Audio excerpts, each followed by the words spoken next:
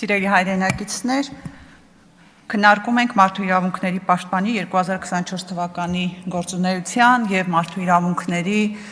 և ազատությունների պաշտպանության վերաբերյալ հաղորդումը, և ես կփորձեմ հավատարիմ մնալ թեմային և խոսել հենց այս ոլորտի և խնդիրների վերաբերյալ։ Քանի որ խոսելու ենք պաշտպանի գործունեության վերաբերյալ, ես թերթեցի նախորդ տարվա ընթացքում մարդու իրավունքների պաշտպանի հայտարարությունները, բոլոր այն աղմկահարույց գործերի վերաբերյալ, որոնք իրականում ալեկոծել էին ողջ հասարակությանը, և հիմա հերթով կանդրադառնամ դրանց, բայց մինչ նախորդ տարվա իրադարձություններին անդրադառնալը, ուզում եմ անդրադառնալ Լիլիթ Աղեկյանի հետ կատարվածին։ Տիկին Պալյան, եթե Facebook-ում մարդը գրել է այնպիսի կամ հրապարակել է այնպիսի նյութեր, որոնք ընդունելի չեն, դա նշանակում է, որ կարելի է մարդուն գիշերազգեստով և հողաթափերով ձերբակալել։ Այսինքն արդեն իսկ դեռևս անմեղության կանխավարկածի պայմաններում և չապացուցված մեղավորության պայմաններում փորձում ենք մեղավորներ կարգել և այդ պայմաններում ասում ենք դե մարդը այնպիսի նյութեր է հրապարակել, որ արժանի է այդպիսի վերաբերմունքի։ Տիկին պաշտպան, ես նայեցի նաև ձեր հայտարարությունը Լիլիթ Աղեկյանի գործով, իհարկե չգիտեմ ձերն է թե ձեր աշխատակազմինը, որովհետև երեկ ես հայտնաբերեցի, որ փաստորեն կա պաշտպանի հայտարարություններ և կա աշխատակազմի հայտարարություններ, այդ մի միջադեպ ինձ հիշեցրեց, այն որ զանգում են մի գործարարի, ասում է ես չեմ, իմ վարորդն է, Արմանը, այսինքն այդ հայտարարությունը ես չեմ, իմ աշխատակազմն է։ Մի մոռացեք, ՄԻՊ-ը սահմանադրությամբ հենց ՄԻՊ-ն է։ Հիմա գալով ձեր հայտարարությանը, բացեցի հայտարարությունը ակնկալելով, որ կլինի գնահատական, որովհետև ի վերջո խախտվել է մարդու իրավունքների Եվրոպական կոնվենցիայի 3-րդ հոդվածով նախատեսված իրավունքները, բայց ես տեսնում եմ արձանագրում, Լիլիթ Աղեկյանի խոսքերով եղել է սա, ոստիկանության խոսքերով եղել է սա։ Գիտեք, երեկոյան, եթե Բաբկեն Թունյանի նախկին հարևան Պողոսը թերթեր լրահոսը, ինքը կհասկանար, թե Լիլիթ Աղեկյանի խոսքերով ինչ էր եղել, ոստիկանության խոսքերով ինչ էր եղել։ Ավելին, երեկ էստեղից իմ գործընկերոջ հարցին, թե ինչպես կգնահատեք Լիլիթ Աղեկյանին գիշերազգեստով և հողաթափերով բերման ենթարկելու փաստը, ասեցիք ճիշտ չեմ համարում։ Հետո գործընկերս մի կերպ ձեզ ստիպեց ասել, որ մտահոգվում եմ, հետո դատապարտում եմ։ Տիկին Մանասյան, եթե ձեզ կամ այստեղ նստած կանանցից որևէ մեկին Աստված չանի գիշերազգեստով և հողաթափերով ձերբակալեն, կալանավորեն, տանեն շրջայցի, ոստիկանություն, ԶՊՎ, հետո դատարան, հետո նոր կալանավայր, չենք ասի ճիշտ չենք համարում, դա դատապարտելի գործունեություն է։ Գալով մյուս հայտարարությանը, թաղապետի հերոսությանը վերաբերող, արագ արձագանքման խումբը շատ արագ մեկնում է Ներնորքի ոստիկանություն հանդիպելու Չախոյանին։ Ես անկեղծ պետք է ասեմ, որ իսկապես հիանում եմ արագ արձագանքման խմբի աշխատանքով և երբեմն մտածում եմ, որ չլիներ այդ արագ արձագանքման խումբը, ինչի հետևում էիք թաքնվելու։ Կլինի մի անգամ արագ արձագանքման խմբի հետ միասին, դուք էլ գնաք, օրինակ ԶՊՎ, որտեղ ջարդված ակցիայի մասնակիցներ են տանում, կամ հիվանդանոց, որտեղ լուսաձայնային նռնակներից վնասված մատերով քաղաքացի են տանում։ Ինչևէ, դրանից հետո արդեն հրապարակվում է հայտարարությունը, էլի չգիտեմ ձերն է թե աշխատակազմինը, բայց հայտարարության մեջ իհարկե շատ կարևոր է, որ շեշտվում է, որ խստորեն անընդունելի և դատապարտելի է բռնության ցանկացած դրսևորում, յուրաքանչյուր դեպք պետք է արժանանա պատշաճ իրավական գնահատականի, իսկ մեղավորները ենթարկվում են պատասխանատվության, պետությունն այս առումով ունի հստակ իրավական պարտավորություն։ Մեկ էլ գալիս ենք վերջը։ Կոչ եմ անում զերծ մնալ ատելություն, անհանդուրժողականություն կամ բռնություն հրահրող խոսքից և վարքագծից։ Ում էիք կոչ անում։ Կոռուպցիոն այդ դրսևորումները բացահայտող Չախոյանին, այսինքն ինքը այդպես հրահրում էր բռնությունը։ Հետո հետ եմ գնում, նայում եմ այդ նախորդ տարվա ընթացքում այդպիսի հայտարարություններին, օրինակ երբ Սամվել Վարդանյանին խոշտանգել էին,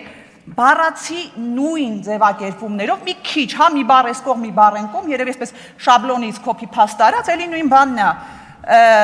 Բռնության ցանկացած դրսևորում խիստ անընդունելի է եւ դատապարտելի եւ այլն, հետո գալիս է հանրային եւ քաղաքական գործիչները, զանգվածային լրատվության միջոցների ներկայացուցիչները պետք է ոչ միայն զերծ մնան նման խոսքի կիրառումից, այլև իրենց գործելակերպով հակազդեն դրա ցանկացած դրսևորմանը, հանրային համերաշխությունը կարող է ապահովել միայն այլոց նկատմամբ հանդուրժողական նրբանկատ եւ զգայուն վերաբերմունքի եւ հարգալից երկխոսության միջոցով։ Ինչ էր արել Սամվել Վարդանյանը, այդ ինչպիսի ոչ զգայուն հայտարարություններ էր արել, որ ճանապարհին ենթարկվել էր խոշտանգման։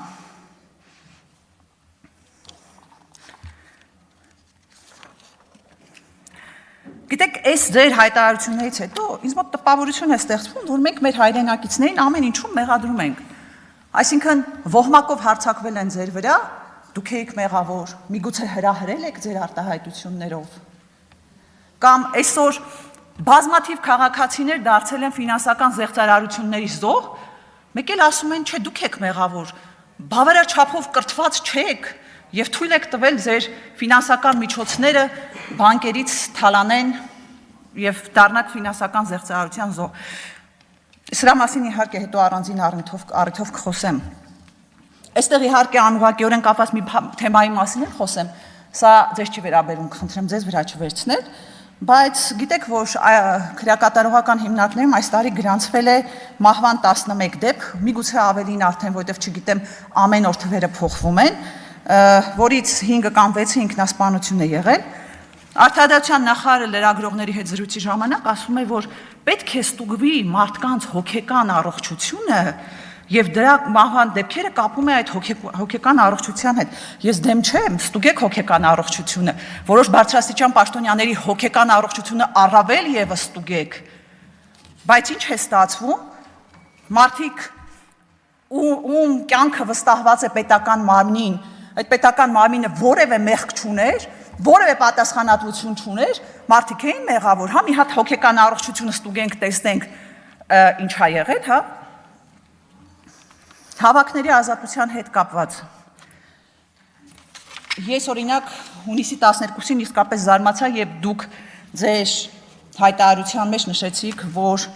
առերևույթ տեղի է ունեցել ոչ իրավաչափ ուժի կիրառում,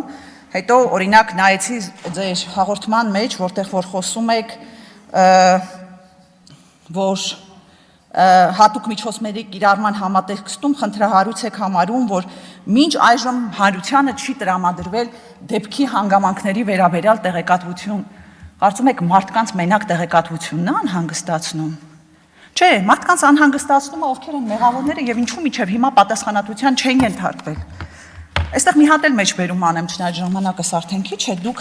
նույն դեպքերի վերաբերյալ խոսելիս ասել եք, ինձ համար կարևոր է եւ շատ դեպքերում հարցական, թե ինչու օրինակ տարբեր դեպքերով իրավասու մարմինների ներկայացուցիչների նկատմամբ չկան հարուցված քրեական հետապնդումներ, կարևոր եմ համարում, որ բոլոր գործերի քննության ավարտին մենք ունենանք պատասխանատվության ենթարկված համապատասխան անձինք, եթե չունենանք, կօգտագործենք մեր գործիքակազմը այդ առումով պատասխան ստանալու համար։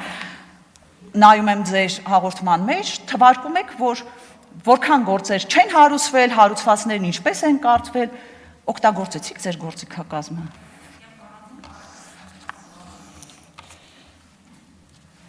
Հետո փորձեցի փնտրել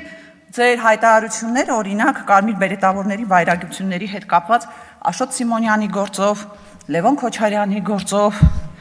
փորձեցի հասկանալ օրինակ Վազգեն Սաղաթելյանի եւ Նարեկ Սամսոնյանի հետ ձերբակալության, խայտարակ ձերբակալության հետ կապված ինչպիսի հայտարարություններ եք արել։ Ոչ մի։ Մի բան էլ ասեմ, լրագրողների հետ կապված այս վերջերս շատ որոշակի հայտարարություններ եք արել, ի զարմանս շատերի, այսինքն երբ ազգային ժողովում լրագրողների իրավունքների սահմանափակում էր եղել, հստակ ձևակերպումներով հայտարարություն եք արել։ Խոսել եմ լրագրողների մեծ մասի հետ, որևէ մեկը ձեր հայտարարությունը չէր էլ կարդացել։ Հասկանում եք, խնդիրը հենց դրանումն է, որ պետք է ինքներդ հասկանալ ինչու։ Ես հասկանում եմ, որ շատ կարևոր է ունենալ միջազգային հեղինակություն եւ վստահություն, տեղական հեղինակության եւ վստահության մասին պետք է հոգ տանել։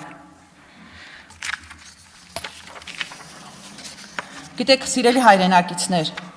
ՄԻՊ-ի լռությունը միայն թուլություն չէ, դա նաև սոցիալական անարդարությանը ուղղակի լեգիտիմություն տալու ձև է, երբ պաշտպանը լռում է, ոտնահարված մարդը դառնում է լքված։